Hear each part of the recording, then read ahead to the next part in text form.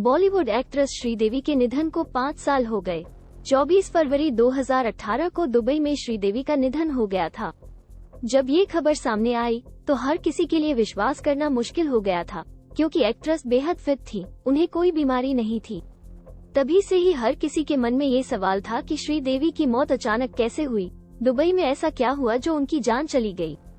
दरअसल बताया गया था कि टब में डूबने से उनका निधन हुआ था, लेकिन फैंस को इस बात पर विश्वास नहीं हो रहा था, क्योंकि श्रीदेवी के परिवार में से कोई भी इस बात पर बोलने को राजी ही नहीं था।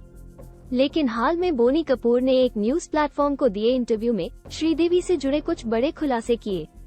बोनी ने कहा, ये एक स्वाभाविक मौत नहीं बल्कि एक्सीडेंटल मौत थी।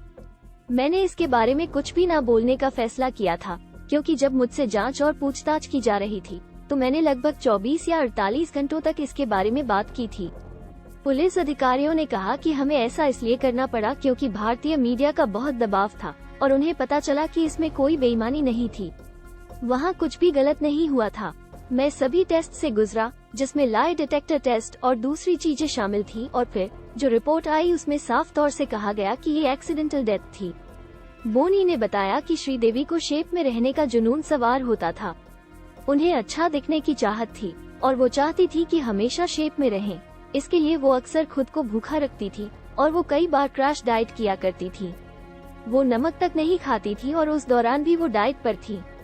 जब से उनकी मुझसे शादी हुई थी तब से उन्हें कुछ मौकों पर ब्लैकआउट की समस्या हुई और डॉक्टर कहते रहे कि आपको लो बीपी की समस्या है, आप नमक खाया करें, लेकिन वो किसी की नहीं सुनती थी।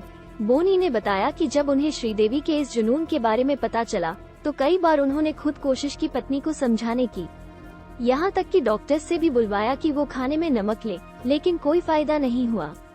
वो कई बार डिनर ऑर्डर करते हुए बिना नमक चीनी का खाना मंगवाती थी।